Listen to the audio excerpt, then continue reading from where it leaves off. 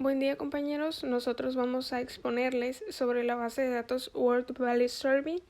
El equipo está conformado por Esteban Bañuelos, Alejandro Hernández, Daniela Romero y yo, Valeria Fuentes. El objetivo de nuestra presentación es que como esta es una base de datos a nivel mundial y una de las más grandes que cuenta con casi 400,000 encuestados, nosotros queremos darles a conocer la estructura de la página, cómo funciona, cómo pueden jugar con los datos que tienen, ver los cuestionarios y que como profesionales en formación podamos acceder a esta información para que nos sirva en este momento que estamos estudiando o más adelante. Así es como se ve la página principal. En la parte izquierda se ve un pequeño menú donde te dice todo lo que hay, qué es la página, quiénes son, qué hace la base de datos, y esa sería la otra parte donde están las publicaciones y las redes sociales. La World Value Survey comienza en 1981 y en general consiste en encuestas representativas a nivel nacional que se realizan en casi 100 países que contienen aproximadamente al 90% de la población mundial. Por eso es que es tan importante y, como les decía, incluye entrevistas que son de casi 400,000 encuestados. La World Value Survey busca ayudar a los científicos y los formuladores de políticas a comprender los cambios que hay en las creencias, en los valores y en las motivaciones de las personas alrededor del mundo. Ayuda a politólogos, sociólogos, psicólogos sociales, antropólogos, economistas a analizar temas como el desarrollo económico, la democratización, la religión, la igualdad de género, el capital social y el bienestar subjetivo. Es importante mencionar que la World Value Survey se maneja por olas. En 1981 comienza la primera ola y esto abarca del 81 a 1984.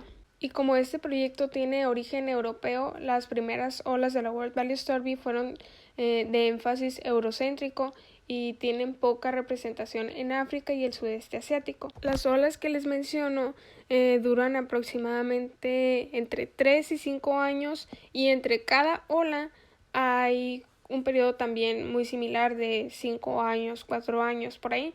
Nosotros vamos a estar usando documentos de la sexta ola, que es del 2010 al 2014, porque los datos de la séptima ola no están disponibles en la página, y esta séptima ola abarca del 2017 al 2020. El objetivo de la séptima ola, que es la más reciente que tenemos, es expandir la cobertura territorial que se tenía de 60 países en la sexta a 80 en esta nueva. Se busca profundizar la colaboración dentro de organizaciones no gubernamentales, instituciones académicas y fundaciones de investigación. También la actualización del cuestionario, que incluye nuevos temas y elementos que van cubriendo nuevos fenómenos sociales. Otro objetivo es la ampliación de datos útiles para el seguimiento de los objetivos de desarrollo sostenible, como es el fin de la pobreza, el hambre cero, como ellos lo definen, la educación de calidad, igualdad de género, reducir las desigualdades y temas que son de interés en la actualidad. Metodología. La muestra obtenida debe ser representativa, es decir, debe reflejar las principales distribuciones observadas en la población del país, ya sea por género, grupos de edad, población urbana, rural, etc. El tipo de muestra preferible para usar en la encuesta mundial de valores es una muestra de probabilidad completa de la población de 18 años o más.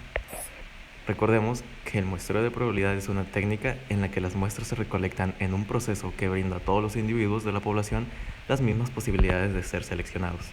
En la mayoría de los casos, se requiere una lista o registro de todos los hogares o votantes del país para construir una muestra de probabilidad completa. Y reconociendo el costo muy alto de la probabilidad completa, en algunos casos se permite una muestra aleatoria representativa nacional basada en una selección estratificada territorial de etapas múltiples. El muestreo estratificado es una técnica de muestreo probabilístico en la que toda la población se divide en diferentes subgrupos o estratos. Luego se selecciona aleatoriamente los sujetos finales proporcionalmente a su población de los diferentes estratos. Y dependiendo de las condiciones concretas en el país, otros modelos de diseño de muestra son posibles, pero deben ser discutidos con el comité científico de la WBS. Cada equipo nacional desarrolla su modelo de muestreo de acuerdo con las peculiaridades del país, división geográfica, tamaño de la población urbana y rural, datos estadísticos disponibles, etc. Para el tamaño de la muestra, aquí tenemos 3 divisiones dependiendo de la cantidad de personas que hay en el país. En el primero, el tamaño mínimo aceptable de la muestra, es decir, el número de entrevistas completadas que se incluyen en el conjunto de datos nacionales, en la gran mayoría de los países es de 1.200. Para países con una población de menos de 2 millones, se acepta una muestra de 1.000 encuestados.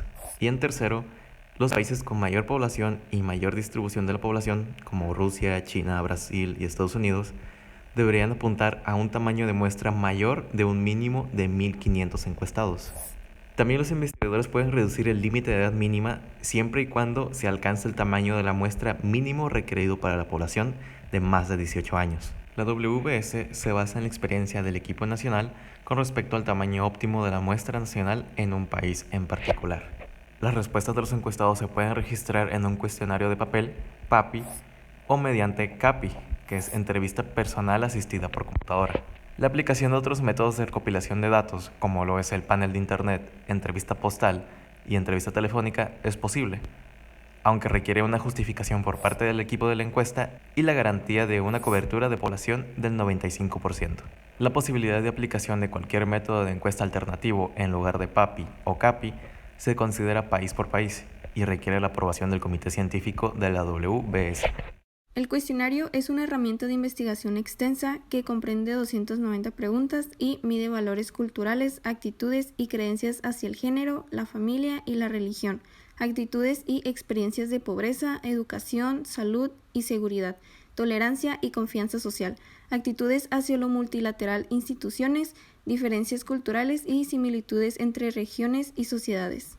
Además, se elaboró con la inclusión de temas nuevos con los temas de justicia, principios morales, corrupción, responsabilidad y riesgo.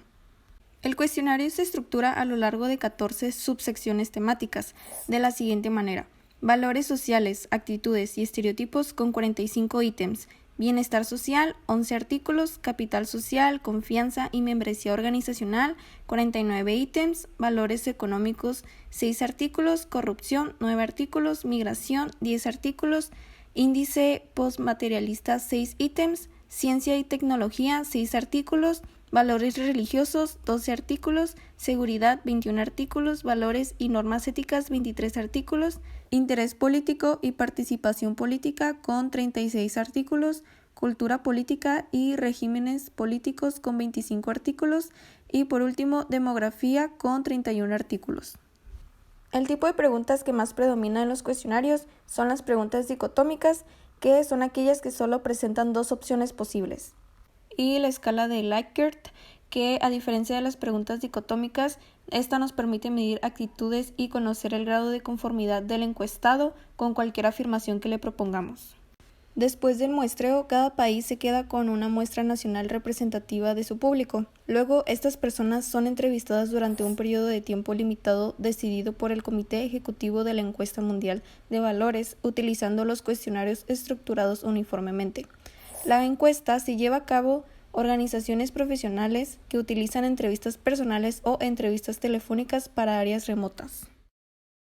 Ok, ya que estamos aquí en la página de la World Value Survey, por aquí vemos el menú donde se ve que la séptima ola, quiénes son, qué hacen, los hallazgos y las ideas, los datos y la documentación. Y esto, nos vamos a ir aquí a datos y documentación. Y nos va a salir este pequeño menú. Nos vamos a ir a documentación y descargas. Se ve algo así. Después nos vamos acá a la sexta ola, que es la más reciente que tiene. Y hasta abajito nos va a aparecer el cuestionario y algunos archivos en SPSS y Stata. En Excel nos salen, no sé por qué. Pero si nos vamos a México, que es lo que nos interesa, porque somos mexicanos, nos va a salir el cuestionario y nos va a salir también acá abajito los datos en Excel y en SPSS. Abrimos el cuestionario y se ve algo así, son 10 páginas, está en español Otra vez aquí en el apartado de datos y documentación nos vamos a ir al análisis en línea. Ya estamos aquí y nos iremos a la sexta ola, que es del 2010 al 2014. Te da la opción de seleccionar los países de los cuales quieres ver las respuestas. En este caso yo voy a escoger México y Estados Unidos para hacer una comparación.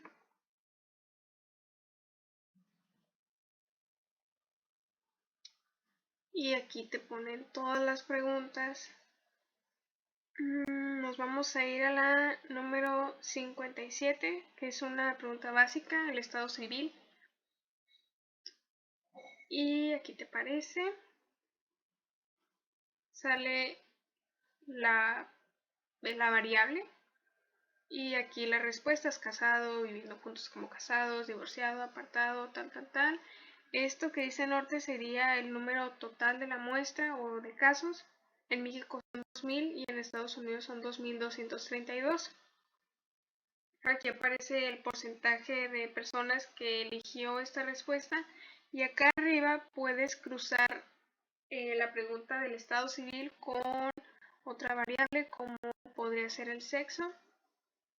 Entonces las seleccionas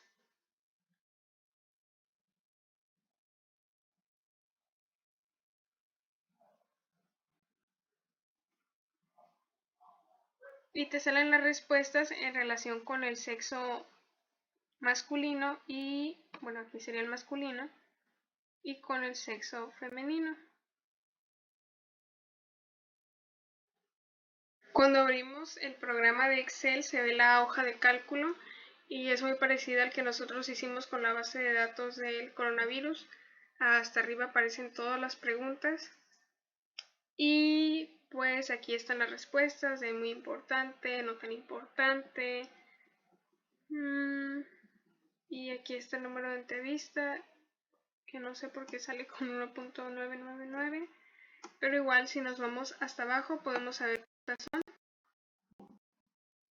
En total son 2000, porque en la primera están las preguntas. Ok, una vez que abrimos el archivo de SPSS o PSPP, va a aparecer algo así. Van a aparecer las etiquetas donde se pone la pregunta. Aquí va la ola, el código del país, el número de entrevista y empieza a partir del número 4 con las preguntas. En las etiquetas de valor, si le damos doble clic, creo que en la pantalla no va a aparecer, pero ya sabemos que sale, ¿no? Le ponemos un valor, un número, por ejemplo, número 1, y en la etiqueta de valor, muy importante, dependiendo de la pregunta que sea. Lo cerramos. Y así es todo. Nos vamos a la vista de datos y aparecen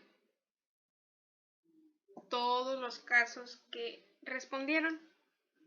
Y pues es igual como nosotros lo hicimos con números. Ahí lo vamos cambiando. Y si nos vamos hasta abajo para ver el número de casos que son, también son 2000, al igual que en la hoja de cálculo de Excel, por lo que pues podemos darnos cuenta de que es lo mismo, nada más que aquí ya está, ¿cómo se puede decir?, codificado. En esta primer variable que les voy a presentar se ve la número 96, que es la igualdad de ingresos, cruzada con la variable sexo. Yo lo hice para ver qué diferencias había entre hombres y mujeres, aunque aquí solo les voy a presentar el del sexo femenino. También quise poner 3 países diferentes para ver las respuestas que hay, qué diferencias hay entre un país que se encuentra en otro continente y nuestro vecino. Tenemos una pregunta de diferencial semántico donde el número 1 corresponde a la respuesta los ingresos deben hacerse más iguales y el número 10 dice necesitamos mayores diferencias de ingresos como incentivos para el esfuerzo individual. En otra respuesta tenemos no sé y sin respuesta. Analizando los porcentajes que tenemos de Alemania podemos ver que el más alto, que es de 6.3%, está en el número 5, que es como el punto medio entre se necesitan una igualdad de ingresos, pero también necesitamos incentivos para esforzarnos individualmente. Aquí en México tenemos algo interesante, porque los porcentajes más altos están en los extremos. Un 7.6%, que es el más alto, dice que los ingresos deben hacerse más iguales, pero también tenemos que un 5.6% necesita mayores diferencias de ingresos como incentivos para el esfuerzo individual. En Estados Unidos, con un porcentaje de 7.5%, tenemos que es igual a Alemania. Está en el punto medio entre la igualdad de ingresos y los ingresos con diferencias para la motivación del trabajador. Y bueno, más abajito donde dice N hembra, dice en total que tenemos 3.197 encuestadas, que corresponde a un 32.7% de Alemania, 31.3% de México y 36.0% de Estados Unidos. En total tenemos una media de 4.89 y una desviación estándar de 2.77. En Alemania tenemos una media de 3.81 y una desviación estándar de 2.03. En México tenemos una media de 5.42 y una desviación estándar de 3.33. Y en Estados Unidos tenemos una media de 5.42 y una desviación estándar de 2.51. Como segundo ítem tenemos la variable número 208 en la categoría de ¿qué es justificable? Aquí tenemos el ejemplo de para que un hombre golpee a su esposa. También se hizo el cruce de variables entre esta y la de sexo. Aquí vemos el ejemplo de lo femenino. También es una pregunta de tipo diferencial semántico donde 1 es nunca justificable, yendo hasta el 10 que es siempre justificable. También se tiene la respuesta no sé y sin respuesta. En México el más alto porcentaje lo tiene la respuesta nunca justificable, que sería el 1. En segundo lugar tenemos el 3%, que sería en la escala el número 2. En Estados Unidos la respuesta más alta también es nunca justificable y la segunda más alta con 4% se ubica en el número 5 de la escala, que sería justo en el medio. La muestra total de mujeres en México y Estados Unidos es de 2.151 personas. Lo correspondiente a México sería 1.001 y en Estados Unidos 1.150. La media total es de 1.59 y la desviación estándar es de 1.80. En México la media es de 1.74 y la desviación estándar es de 2.07. En Estados Unidos la media es de 1.46 y la desviación estándar es de 1.50.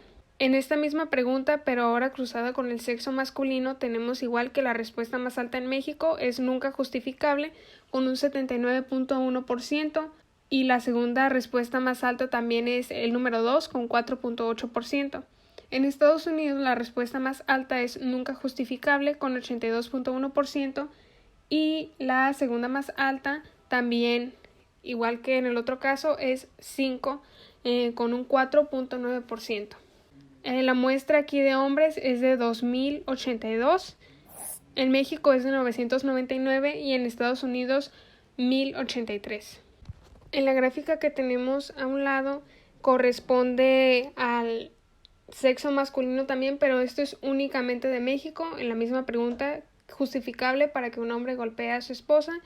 En azul claro podemos ver la respuesta con mayor porcentaje, que es nunca justificable. Y en sentido contrario a las manecillas del reloj se van disminuyendo los porcentajes con diferentes colores. Para este ítem, la pregunta es, ¿qué tan importante es para usted en la vida la religión? Dividiéndose en dos, en uno masculino y en otro femenino. De la parte izquierda tenemos el lado masculino, y en la parte de México se puede observar que el 52.9 respondieron que la religión es muy importante, seguido de un 26.2% de bastante importante, luego un 13.9% de no muy importante y un 7.0% de no tan importante. Y en comparación con Bielorrusia y Estados Unidos, se puede observar que un porcentaje menor de la población respondió que es muy importante la religión. En bastante importante y no es muy importante tienen porcentajes similares. Y del lado femenino se puede observar que el 64% dijo que era muy importante la religión. En Bielorrusia, el 19.7 dijo que era muy importante y en Estados Unidos un 43.3 dijo que era muy importante. En estas tablas se puede ver que el sexo femenino considera mucho más importante la religión que el sexo masculino. Pero también se puede observar que en México se considera mucho más importante la religión que en los otros dos países. En este otro ítem, la pregunta es, ¿qué tan importante es para usted la política en su vida? Y se dividió en 3 tablas dependiendo de la edad. En la primera tabla, que es de 18 a 29 años, en México el 13.5% respondió que es muy importante, el 29.8% respondió que es bastante importante, el 34.5% respondió que no es muy importante y el 22.2% respondió no tan importante. En Bielorrusia el 6.0% respondió que es muy importante y en Estados Unidos un 6.5% dijo que es muy importante. Para la segunda tabla, que es de 30 a 49 años, el 17.9% de la población mexicana respondió que es muy importante. En Bielorrusia respondieron que el 5.6% y en Estados Unidos el 8.8%. Y finalmente para la tabla que es de 50 años y más, en México el 21.7% respondió que es muy importante. En Bielorrusia el 11.4% respondió que era muy importante y en Estados Unidos el 15.4% respondió que era muy importante. Comparando las 3 tablas se puede decir que a más edad la política va tomando una importancia más relevante en la vida de las personas de cualquier país. Los 3 países que se me hicieron interesantes comparar fue Brasil, China y México, donde una de las preguntas fueron las cualidades importantes del niño en fe religiosa, donde en desglose utilicé la edad y el porcentaje que marca Brasil en importante es un 41.3%, en China es 0.7%, en México es un 23.9% y en no mencionado es 58.7%. En China 99.3% y en México un 76.1%. Y otra pregunta que decidí comparar fue el estado de salud con desglose por escala de ingresos, donde en Brasil está muy bien con un 20.0%, bueno con 36.7%, justa con 36.7%, pobre con 6.5%. En China con un 20.8%, bueno 42.7%, justa 21.7% y pobre con 14.8%. Y en México se puede ver que tiene un 23.4%, 40.7% en bueno y justa en 32.4% y en pobre con un 3.5%.